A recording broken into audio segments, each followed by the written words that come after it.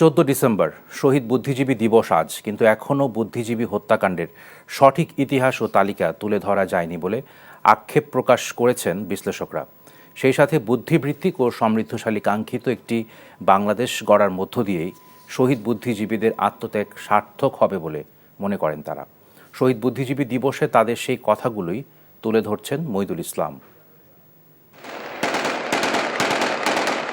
1971 পাকিস্তানি হানাদার বাহিনীর বিরুদ্ধে দীর্ঘ 9 মাসের রক্তক্ষয়ী যুদ্ধের পর স্বাধীনতার দ্বারপ্রান্তে বাংলাদেশ। কিন্তু স্বাধীনতার পর দেশটি যাতে সঠিকভাবে পুনর্গঠিত হতে না পারে সেজন্য নৃশংসভাবে হত্যা করা হয় এদেশের শ্রেষ্ঠ মেধাবী সন্তানদের। বিশ্ববিদ্যালয়ের শিক্ষক, সাংবাদিক, প্রকৌশলী, চিকিৎসক সহ বুদ্ধিভিত্তিক নানা পেশার মানুষকে টার্গেট করে হত্যা করা হয় ওই সময়। 71 সালে পুরো যুদ্ধের সময় আমি কারারুদ্ধ ছিলাম। আমি 17 ডিসেম্বর সকালবেলা কারামুক্ত হই এবং সেখানে বেরিয়েই খবর পেলাম এই বেদনাদায়ক এবং খুবই অসহনীয় দুঃসহ বেদনার যে খবর পেলাম সেটা হচ্ছে আমার পরিচিত জনরা এই বুদ্ধিজীবীরা, এদের মধ্যে কেউ আমার শিক্ষক ছিলেন, কারো কারো সঙ্গে আমার বন্ধুত্ব ছিল, তারা হারিয়ে গেছেন আমাদের কাছ থেকে। পরে জানলাম যে অত্যন্ত দুঃখজনক হতো, তারা তাদের নিজ নিজ বাড়িতেই ছিলেন অনেকেই, এবং সেখান থেকেই তাদেরকে তুলে নিয়ে যাওয়া হয়। অর্থাৎ তারা এটা আশঙ্কা করেন নাই যে তাদের ক্ষেত্রে এই ধরনের একটা ট্র্যাজিক ঘটনা ঘটতে পারে। তবে স্বাধীনতা লাভের দীর্ঘ 50 বছর পার হয়ে গেলেও বুদ্ধিজীবী হত্যার সঠিক ইতিহাস ও রহস্য এখনও জাতির কাছে অনেকটা অজানাই রয়ে গেছে বলে মনে করেন ঢাকা বিশ্ববিদ্যালয়ের অবসরপ্রাপ্ত শিক্ষক ডক্টর মাহবুবুল্লাহ। এই 53 বছরে আমরা আহাজারি করেছি, আমরা স্মরণ করেছি, শ্রদ্ধা জানিয়েছি বুদ্ধিজীবীদেরকে, শহীদ বুদ্ধিজীবীদেরকে, কিন্তু তারা কোন অবস্থায় কিভাবে কাদের দ্বারা নিহত হলেন এবং তাদেরকে আমরা হারিয়ে ফেললাম, সেটা কিন্তু আজও সেই রহস্য উদ্ঘাটিত হয়নি। মানুষের প্রশ্নের অবসানের স্বার্থে আমাদেরকে জানতে হবে যে এই বুদ্ধিজীবীদেরকে কারা কিভাবে হত্যা করেছে, এবং এটা যদি জানা না যায় তাহলে আমাদের জাতীয় ইতিহাসের একটা গুরুত্বপূর্ণ অধ্যায় সম্পর্কে আমাদের ধারণা অস্বচ্ছ থেকে যাবে। একই সাথে শহীদ বুদ্ধিজীবীদের সঠিক তালিকা প্রকাশের জন্য সরকারকে যথাযথ উদ্যোগ নেওয়ারও দাবি এই বিশ্লেষকের। জ্যোতির্ময় গুহ ঠাকুর। মইদুল ইসলাম, এনটিভি নিউজ, ঢাকা। রায়ের বাজার বধ্যভূমিতে শহীদ বুদ্ধিজীবীদের স্মরণে ফুল দিতে এসেছেন সর্বস্তরের মানুষ, দর্শক। সেখানকার পরিস্থিতি জানবো আমাদের সিনিয়র করেসপন্ডেন্ট নিয়ামুল আজিজ সাদেকের কাছে। সাদেক, রায়ের বাজারের শ্রদ্ধা নিবেদনের খবর আমাদের জানান। আমাদের মাঝে উপস্থিত আছেন 34 নম্বর ওয়ার্ড বিএনপির অন্যতম নেতা। রায়ের বাজারের বধ্যভূমিতে সকাল থেকে আমরা দেখেছি বিভিন্ন জায়গা থেকে মানুষ এসে শ্রদ্ধা নিবেদন করছেন শহীদ বুদ্ধিজীবীদের প্রতি, তাদের অগাধ শ্রদ্ধা ভালোবাসা সেটি তারা প্রকাশ করছেন। এখানে বিশেষ করে পরিবর্তিত পরিস্থিতিতে আমরা যেটা দেখেছি, এখন বিএনপির যে নেতাকর্মীরা তারা সকাল থেকে বিভিন্ন ওয়ার্ডে আশপাশের যে মোহাম্মদপুর থেকে শুরু করে মিরপুর এইসব জায়গা থেকে মূলত বেশিরভাগ নেতাকর্মীরা এখানে এসে জড়ো হয়েছেন। এর পাশাপাশি সামাজিক সাংস্কৃতিক যে দলগুলো রয়েছে, যে সংস্থা বা সংগঠনগুলো রয়েছে, সেগুলো কিন্তু এখন পর্যন্ত এখানে এসে পৌঁছায়নি। বিভিন্ন জায়গা থেকে যখন বেলা বাড়তে থাকবে তখন তারা এসে এই শ্রদ্ধা নিবেদন করবেন। আপনি নিশ্চয়ই জানেন 71 সালের 14 ডিসেম্বর শহীদ বুদ্ধিজীবী দিবস উপলক্ষে আওয়ামী লীগ কিন্তু কর্মসূচি দিয়েছে, যদিও তারা কিভাবে আসবে, যেহেতু পরিবর্তিত পরিস্থিতি, তারা কিভাবে আসবে তাদের সেই কর্মসূচি নিয়েও কিন্তু ব্যাপক আগ্রহ উদ্দীপনা লক্ষ্য করা যাচ্ছে এই জায়গাগুলোতে। আর সাধারণ মানুষ, তারা বাংলাদেশের শ্রেষ্ঠ সন্তান যে বুদ্ধিজীবীরা ছিলেন, যাদেরকে আমাদের বিজয়ের প্রাককালে তাদেরকে ধরে নিয়ে যাওয়া হয়েছিল, সেই মানুষগুলোকে স্মরণ করছেন। বিভিন্ন জায়গা থেকে তারা দলে উপদলে এসে তারা ফুল দিয়ে শ্রদ্ধা জানাচ্ছেন। তারা বলছেন যে বাংলাদেশের যে মেধাবী সন্তানরা, যাদের দিয়ে বাংলাদেশ বিজয়ের পরে কিন্তু একটি বড় মেধাশূন্য একটি জাতি কিন্তু পেয়েছে। যে মেধাবীরা ছিল বাংলাদেশ, বিশেষ করে সাংবাদিক, দার্শনিক, চিকিৎসক, প্রকৌশলী থেকে শুরু করে বিভিন্ন পর্যায়ের যে মানুষগুলোকে আগের দিন ধরে নিয়ে যাওয়া হয়েছিল, এই সেই জায়গা যেখানে রায়েরবাজার বধ্যভূমি যাদেরকে নির্বিচারে হত্যা করে তাদেরকে এখানে বধ্যভূমিতে পুঁতে রাখা হয়েছিল, সেই নির্মম এবং সেই নৃশংস ঘটনাগুলোকে স্মরণ করে আজকে সাধারণ মানুষ বলছেন বাংলাদেশের শহীদ বুদ্ধিজীবীদের সেই যে বিষয়টি রয়েছে, সেই যে তাদের যে আকাঙ্ক্ষা রয়েছে, সেই আকাঙ্ক্ষা যেন বাংলাদেশের মানুষ পালন করতে পারে। আর এখন থেকে বিভিন্ন জায়গার বিভিন্ন মানুষ কিন্তু এখানে এসে তাদের শ্রদ্ধা নিবেদন করছেন। এ ছিল সর্বশেষ অবস্থা রায়েরবাজার বধ্যভূমিতে। রায়েরবাজার বধ্যভূমির শহীদ বুদ্ধিজীবী স্মৃতিসৌধে শ্রদ্ধা নিবেদন করেছেন উপদেষ্টা পরিষদের সদস্যরা। মুক্তিযুদ্ধ বিষয়ক উপদেষ্টা ফারুকী আজম, আইন উপদেষ্টা ডক্টর আসিফ নজরুল সহ অন্যান্য উপদেষ্টারা এ সময় উপস্থিত ছিলেন। পরে সাংবাদিকদের তারা বলেন, বৈষম্যহীন এবং গণতন্ত্র প্রতিষ্ঠায় জাতির শ্রেষ্ঠ সন্তানরা যে আত্মত্যাগ করে গেছেন তা উপলব্ধি করতে হবে, আর সে লক্ষ্যে সবাইকে কাজ করতে হবে। এছাড়া রায়েরবাজার বধ্যভূমির সৌধে শ্রদ্ধা নিবেদন করছেন বিভিন্ন রাজনৈতিক ও সামাজিক সংগঠনের নেতারা।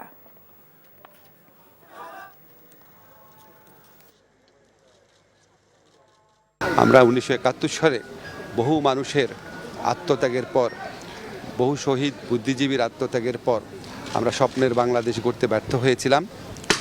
একদলীয় মানসিকতার জন্য, একটা দলের ব্যর্থতার জন্য। আজকে কোনোভাবেই যেন সেই ব্যর্থতার পুনরাবৃত্তি না হয়। আমাদের তরুণদের আত্মত্যাগের বিনিময়ে রাষ্ট্র গড়ার যে দ্বিতীয় সুযোগ আমরা পেয়েছি, সেই সুযোগ যেন আমরা কোনোভাবেই নস্যাৎ না করি। বিএনপি মহাসচিব মির্জা ফখরুল ইসলাম আলমগীর দলীয় নেতাকর্মীদের সাথে নিয়ে মিরপুর শহীদ বুদ্ধিজীবী স্মৃতিসৌধে শ্রদ্ধা নিবেদন করেছেন। সকালে দলের সিনিয়র নেতাদের সাথে নিয়ে মিরপুর বুদ্ধিজীবী স্মৃতিসৌধে যান বিএনপি মহাসচিব। পরে সেখানে ফুলেল শ্রদ্ধা জানান তিনি। এ সময় বিএনপি ও এর সহযোগী সংগঠনের হাজার হাজার নেতাকর্মী সেখানে উপস্থিত ছিলেন।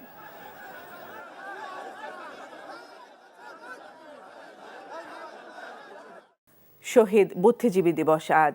শোক, নৃশংসতা আর করুণ কান্নার দিন।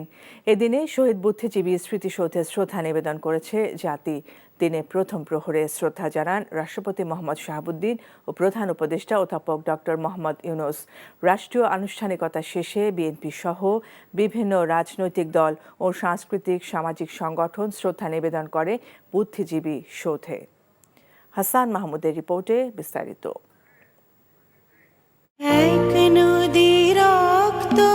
ভোরের আলোয় রাঙা অগ্রহায়ণের শেষ ভাগের সকাল।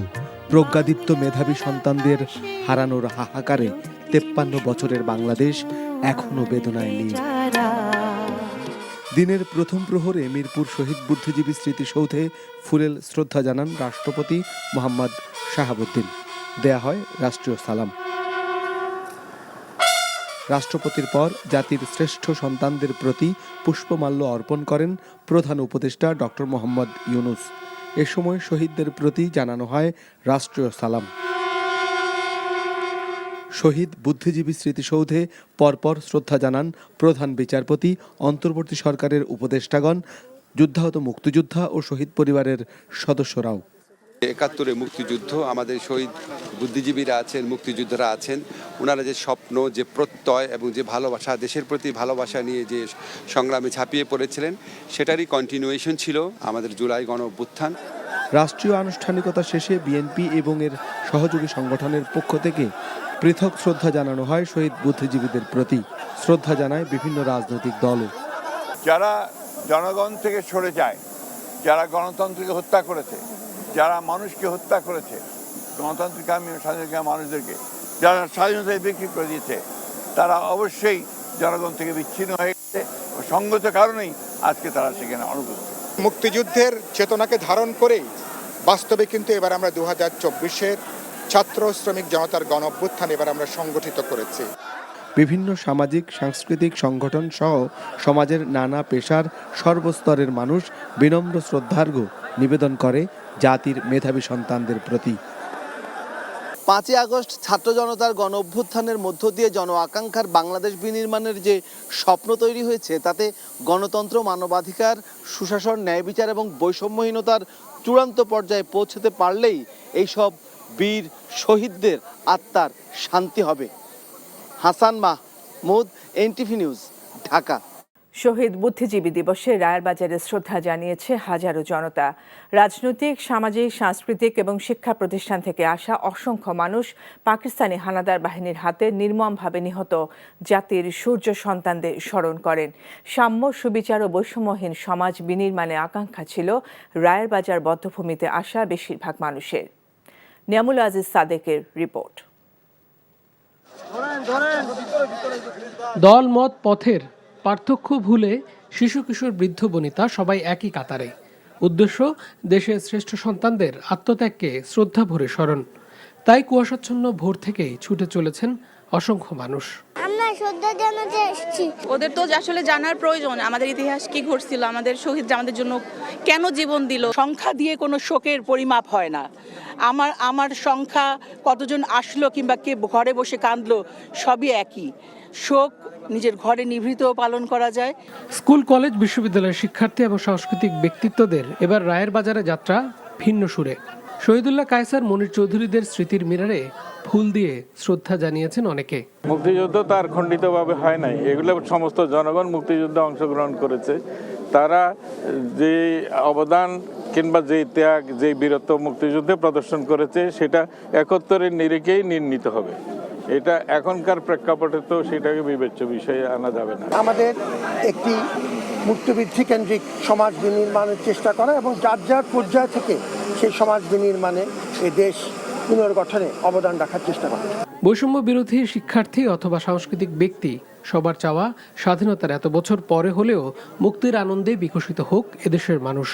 একটি গণতান্ত্রিক রাষ্ট্রে রূপান্তরিত হবে এবং এই দেশের মানুষের দেশ হবে, কোনো একটি বিশেষ দলের দেশ হবে না।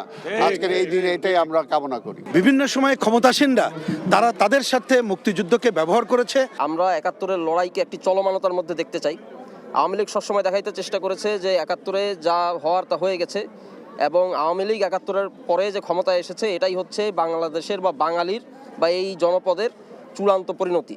যেখানে দেশপ্রেম ও দেশের মানুষের জন্য এক কাতারে দাঁড়াবে সব ধরনের দলীয় সংকীর্ণতা ভুলে সব শ্রেণী পেশার মানুষ।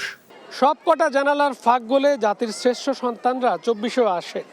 তারা দেখতে চায় তাদের যে আত্মত্যাগ, যে বলিদান, তার বিনিময়ে আজকের বাংলাদেশ বৈষম্যহীন এবং ক্ষুধা দারিদ্র্যমুক্ত হয়েছে কিনা সেই বিষয়টি নিয়ে প্রশ্ন ছুড়েছে এখানে আসা সাধারণ মানুষও। তা কতটুকু 53 বছর পরে বাংলাদেশ কোন জায়গায় যাওয়ার কথা এবং কোন জায়গায় দাঁড়িয়ে আছে তা নিয়েও বিস্তর বিতর্ক চলেছে। Niamul Aziz Sadik, NTV news, Dhaka. এদিকে নানা কর্মসূচির মধ্য দিয়ে সারা দেশে পালিত হচ্ছে শহীদ বুদ্ধিজীবী দিবস। সর্বস্তরের মানুষ শ্রদ্ধা জানিয়েছেন 71-এর শহীদ ও গণহত্যার শিকার জাতির শ্রেষ্ঠ সন্তানদের। প্রতিনিধিদের পাঠানো তথ্যছবিতে ডেস্ক রিপোর্ট। 1971 সালের এই দিনে চাঁপাইনবাবগঞ্জে পাক বাহিনীর সঙ্গে সম্মুখ যুদ্ধে শাহাদত বরণ করেন বীরশ্রেষ্ঠ শহীদ ক্যাপ্টেন মহিউদ্দিন জাহাঙ্গীর। তার প্রতি শ্রদ্ধা জানাতে মহানন্দা নদী তীরবর্তী রেহাইচরের শাহাদত স্থলে স্মৃতিস্তম্ভে জেলা প্রশাসন ও বিভিন্ন সংগঠনের পক্ষ থেকে শ্রদ্ধা নিবেদন করা হয়। চট্টগ্রামে নগরের খুলশী পাহাড়তলী বধ্যভূমিতে ফুল দিয়ে জাতির মেধাবী সন্তানদের শ্রদ্ধা জানান চট্টগ্রাম সিটি কর্পোরেশনের মেয়র ডক্টর শাহাদাত হোসেন। এছাড়াও শহীদ পরিবারের স্বজনসহ বিভিন্ন রাজনৈতিক ও সামাজিক সংগঠন ফুল দিয়ে শ্রদ্ধা জানান। যথাযথ মর্যাদায় রাজশাহী বিশ্ববিদ্যালয়ে পালিত হয়েছে শহীদ বুদ্ধিজীবী দিবস। দিবসটি উপলক্ষে রাজশাহী জেলা ও পুলিশ প্রশাসনের কর্মকর্তারা কোর্ট শহীদ মিনারে ফুল দিয়ে শ্রদ্ধা জানিয়েছেন। এছাড়া বিএনপি ও অঙ্গ সংগঠন নানা আনুষ্ঠানিকতায় দিবসটি পালন করেছে। বরিশালে শহীদ বুদ্ধিজীবী দিবস উপলক্ষে রাজনৈতিক, সামাজিক সংগঠন এবং প্রশাসনের পক্ষ থেকে নগরীর 30 গোডাউনের বধ্যভূমিতে এবং জেলা প্রশাসক কার্যালয়ের সামনে শহীদ স্মৃতির নামফলকে শ্রদ্ধা নিবেদন করা হয়। রংপুরের বধ্যভূমিতে পুষ্পমাল্য অর্পণ করেন প্রশাসনের ঊর্ধ্বতন কর্মকর্তারা। বুদ্ধিজীবীদের প্রতি শ্রদ্ধা নিবেদন করে সর্বস্তরের মানুষ। খুলনায় গল্লামারী স্মৃতিসৌধে পুষ্পমাল্য অর্পণের মধ্য দিয়ে বুদ্ধিজীবীদের প্রতি শ্রদ্ধা জানানো হয়। সিলেটের নানা সামাজিক সাংস্কৃতিক সংগঠন ও সিটি কর্পোরেশন সহ বিভিন্ন সংস্থা শহীদ বুদ্ধিজীবীদের প্রতি শ্রদ্ধা জানায়। এছাড়া ময়মনসিংহ নগরের বধ্যভূমিতে মুন্সিগঞ্জ, নেত্রকোনা, নাটোর, সিরাজগঞ্জ, গাজীপুর, গোপালগঞ্জ, মৌলভীবাজার, কুমিল্লা, জয়পুরহাট, রাঙ্গামাটি সহ দেশের অন্য সব জেলাতেও যথাযোগ্য মর্যাদায় পালিত হয় শহীদ বুদ্ধিজীবী দিবস। আহমেদ শরীফ, এনটিভি নিউজ ডেস্ক। নির্বাচনের মাধ্যমে রাজনীতিবিদদের হাতে ক্ষমতা দিয়ে সরে যাব বলে মন্তব্য করেছেন পররাষ্ট্র উপদেষ্টা তৌহিদ হোসেন।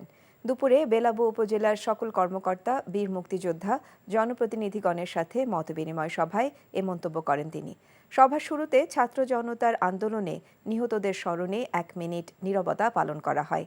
বাংলাদেশ ভারতের বর্তমান পরিস্থিতি বিষয়ে পররাষ্ট্র উপদেষ্টা বলেন, সব দেশের সাথে সুসম্পর্ক সম্মানের ভিত্তিতে চাই, সেই লক্ষ্যেই এই সরকার কাজ করে যাচ্ছে। আমাদের উপর যে দায়িত্বটা দেওয়া হয়েছে সেই দায়িত্বটা অর্পণ করে রাজনীতিবিদদের হাতে ক্ষমতা দিয়ে আমরা চলে যাবো, তারা দেশ চালাবে। তাদের প্রতি শুধু আমার একটা অনুরোধ থাকবে সবার পক্ষ থেকে, আবার যেন 10 বছর পরে, 15 বছর পরে, 20 বছর পরে ছেলেদেরকে রাস্তায় নামতে না হয়, ছেলেদেরকে মেয়েদেরকে রাস্তায় নামতে না হয়, যেন তাদেরকে আবার জীবন দিতে না হয়। এই দায়িত্ব আপনাদের উপর থাকবে, আপনারা কিন্তু সেই দায়িত্বটা দয়া করে পালন করবেন। দেশে সংবিধানের নামে গণতন্ত্র হত্যা করা হয়েছিল, এখন গণতান্ত্রিক রাষ্ট্র নির্মাণের চেষ্টা করা হচ্ছে বলে জানিয়েছেন অ্যাটর্নি জেনারেল মোহাম্মদ আসাদুজ্জামান। সকালে চট্টগ্রামে বাংলাদেশ হিউম্যান রাইটস ফাউন্ডেশনের সম্মেলনে তিনি এসব কথা বলেন। একই অনুষ্ঠানে বিচারপতি মোহাম্মদ মুজিবুর রহমান মিয়া বলেন, আইনের শাসন ও মানবাধিকার রক্ষায় সবাইকে সচেষ্ট হতে হবে। সংগঠনের চেয়ারপারসন অ্যাডভোকেট এলিনা খানের সভাপতিত্বে জেলা পরিষদ মিলনায়তনে আয়োজিত অনুষ্ঠানে মানবাধিকার কর্মী, সাংবাদিক ও পেশাজীবীরা বক্তব্য রাখেন।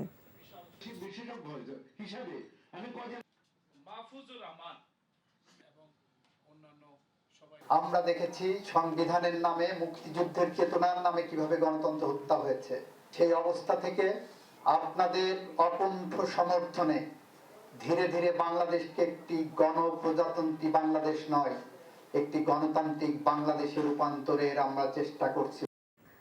গণ অভ্যুত্থানের চেতনার সাথে বিশ্বাসঘাতকতা করলে প্রধান উপদেষ্টা প্রফেসর ডক্টর ইউনূসকেও ছাড় দেয়া হবে না বলে হুঁশিয়ারি দিয়েছেন জুলাই শহীদ স্মৃতি ফাউন্ডেশনের সাধারণ সম্পাদক সার্জিস আলম।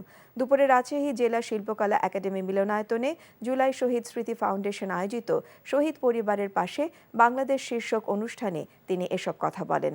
সার্জিস বলেন, এখন যে কোনো দেশের সাথে বাংলাদেশের সম্পর্ক হবে সমতা ও মর্যাদার। ভারত বাংলাদেশের সাথে মর্যাদার সম্পর্ক স্থাপন করতে চাইলে খুনি হাসিনাকে ফিরিয়ে দিতে হবে।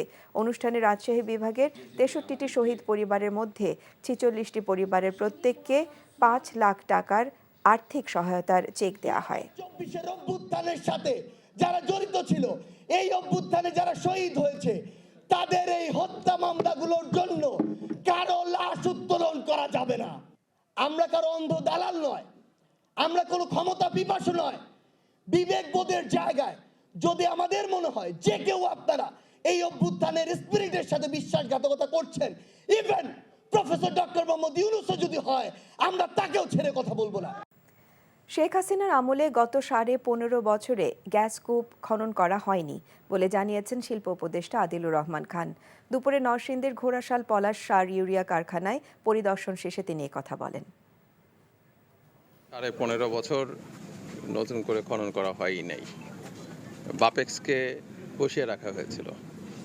এখন ভোলাতে কিছু গ্যাস পাওয়া গেছে, বাপেক্সের উদ্যোগে আবার গ্যাস খননের চেষ্টা হচ্ছে।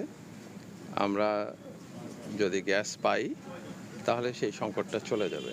বিএনপির ভারপ্রাপ্ত চেয়ারম্যান তারেক রহমান বলেছেন, বিএনপি একটি বৈষম্যহীন উদার দেশ গড়তে চায় যাতে সমান সুযোগ থাকবে সবার। বলেছেন, আগামীর বাংলাদেশে শারীরিক সীমাবদ্ধতার কারণে পিছিয়ে থাকবে না কেউই। প্রতিবন্ধী নাগরিকদের সঙ্গে মত বিনিময়ের সভায় তিনি এসব কথা বলেন। ইমরুল আহসানের রিপোর্ট। মতবিনিময় সভায় প্রতিবন্ধী ব্যক্তিরা তাদের বিভিন্ন সমস্যা তুলে ধরেন। জীবনমান উন্নয়নে নানা দাবিও জানান তারা।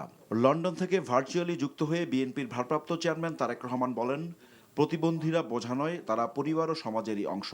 তিনি বলেন, শারীরিক ও মানসিক সীমাবদ্ধতা সত্ত্বেও যারা অর্থনীতিতে ভূমিকা রাখছে তাদের বিজয়ের গল্প সবাইকে আলোর পথ দেখায়। প্রতিশ্রুতি দেন, আগামীর বাংলাদেশ হবে সবার, থাকবে না কোনো বৈষম্য।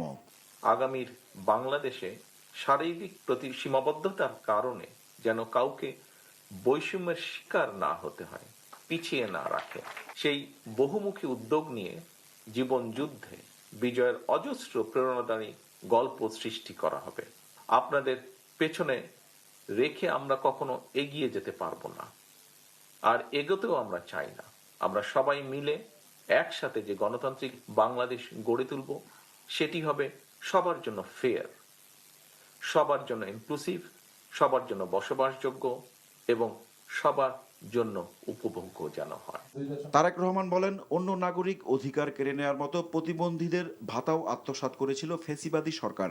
বিএনপি সরকার, দেশনেত্রী খালেদা জিয়ার সরকার বাংলাদেশে রাষ্ট্রীয়ভাবে প্রতিবন্ধীদের ভাতা প্রদান শুরু করে। পরবর্তী সরকার সেই ভাতাকে দ্রব্যমূল্যের ঊর্ধ্বগতির সাথে সামঞ্জস্য না রেখে শুধুমাত্র তাদের দলীয় কর্মীদের মাঝেই বিতরণ করে লুটপাট করে নিয়েছে। অর্থনৈতিক বাস্তবতার সাথে সামঞ্জস্য রেখে আমরা প্রতিবন্ধী ব্যক্তিদের বা ভাই বোনদের জন্য ভাতার পরিমাণ বাড়িয়ে তা ন্যায্যভাবে পুনর্নির্ধারণ করতে চাই আমাদের পরিকল্পনার ভিতরে। ক্ষমতায় গেলে প্রতিবন্ধীদের জন্য বিশেষ স্কুল, কর্মসংস্থান সৃষ্টি ও সরকারি চাকরিতে কোটা নিশ্চিত করা হবে বলেও প্রতিশ্রুতি দেন তারেক রহমান। Imrul Hasan, NTV news, Dhaka. ঢাকা বিশ্ববিদ্যালয় এলাকায় যান চলাচল সীমিত করায় ভোগান্তিতে পড়েছেন সাধারণ মানুষ। আজ বিশ্ববিদ্যালয় প্রক্টর অফিস থেকে যানবাহন চলাচল সীমিত করার একটি জরুরি বিজ্ঞপ্তি প্রকাশ করা হয়েছে। বলা হয়, শিক্ষার্থীদের সার্বিক নিরাপত্তার স্বার্থে শুক্র, শনি এবং সরকারি ছুটির দিনে বিকাল ৩টা থেকে রাত 10টা পর্যন্ত এবং অন্যান্য দিন বিকেল 5টা থেকে রাত 10টা পর্যন্ত বিশ্ববিদ্যালয় এলাকায় স্টিকারবিহীন কোনো যানবাহন প্রবেশ করতে পারবে না। তবে জরুরি সেবায় নিয়োজিত যানবাহন প্রবেশ করতে পারবে। এমন সিদ্ধান্তে সাপ্তাহিক ছুটির দিনে বিকেলে ক্যাম্পাস এলাকায় তীব্র যানজটের সৃষ্টি হয়। ভোগান্তি বাড়ে সাধারণ মানুষের।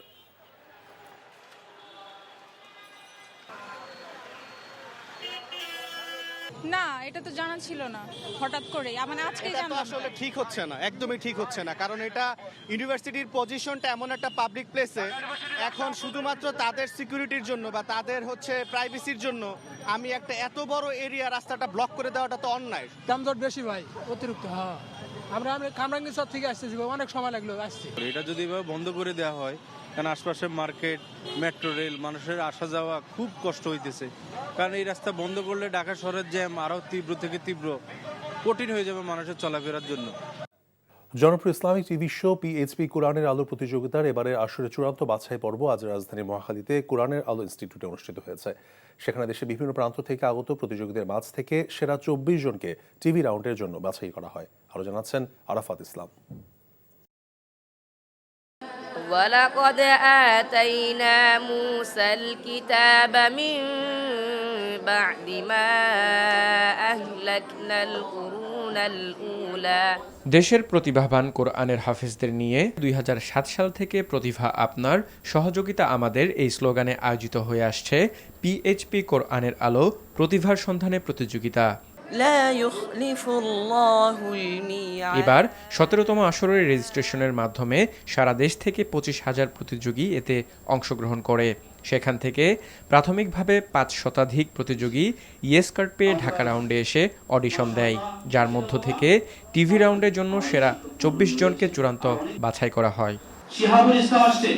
বিচারকরা জানান, খুদে হাফেজদের মধ্যে থেকে সেরা প্রতিযোগীদের বাছাই করার কথা। সারা দেশ থেকে যে সকল প্রতিযোগীরা এখানে অংশগ্রহণ করেছে, নিঃসন্দেহে তারা প্রত্যেকটা অঞ্চলের সেরা হাফেজ, আলহামদুলিল্লাহ। 1 নম্বর হলো গ্রামার, 2 নম্বর ইয়াদ, 3 নম্বর সুর, উপস্থাপনা। এই 3টাকে ভাগ করে নম্বরটা আমরা দিই। আয়োজক কর্তৃপক্ষ বিগত বছরগুলোর চেয়ে এবার আরও ভালো ও সাফল্যমণ্ডিত প্রতিযোগিতা আয়োজনের প্রত্যাশা করেন। আমি দোয়া করে যাব এই পিএইচপি কোরআনের আলো আগামীতে আরও যেন প্রসার প্রসারিত করতে পারে। অতীতের যেইভাবে আমাদের এই প্রোগ্রাম আপনাদেরকে আকর্ষণ করেছে, ভালো লেগেছে, এবারও আমরা সে ভালো করার চেষ্টা করছি। আগামী পহেলা রমজান শুরু হয়ে 26 রমজান গ্র্যান্ড ফিনালের মধ্য দিয়ে প্রতিযোগিতার শেষ হবে। এনটিভির পর্দায় অনুষ্ঠানটি দেখতে পাবেন দর্শকরা। আরাফাত ইসলাম, এনটিভি নিউজ, ঢাকা। ইনজুরি কাটিয়ে প্রায় 1.5 মাস পর প্রতিযোগিতামূলক ক্রিকেটে ফিরেছেন বাংলাদেশি ব্যাটার মুশফিকুর রহিম। হাতের ইনজুরিতে নভেম্বরে আফগানিস্তানের বিপক্ষে সিরিজ শেষ করতে পারেননি তিনি, যেতে পারেননি ওয়েস্ট ইন্ডিজ সফরেও। 4 উইকস প্লাস অলমোস্ট 5 উইকস হয়ে যাচ্ছে। তো আমি লাস্ট 1 সপ্তাহখানেক ধরে ব্যাটিং করছি, তো ইনশাআল্লাহ আলহামদুলিল্লাহ প্রতিদিনই কনফিডেন্ট এবং আজকেও পেস বল খেলেছে, তো আলহামদুলিল্লাহ ব্যথা অনেকটা কমে গেছে। তো আশা করছি এনসিএল এর শেষের দিকে কয়েকটা ম্যাচ খেলতে পারবো হোপফুলি। আমার প্ল্যান আছে 17 তারিখ থেকে যে কয়টা ম্যাচ ইনশাআল্লাহ সে কয়টা ম্যাচ খেলার। এখনও কিপিংটা এরকম করে শুরু করিনি, তো এনসিএল এ হোপফুলি আমি অ্যাজ এ ব্যাটার হিসেবে খেলবো, বাট এনসিএল এর পরে ইনশাআল্লাহ বিপিএল এর আগে hopefully I will be fit for keeping as well.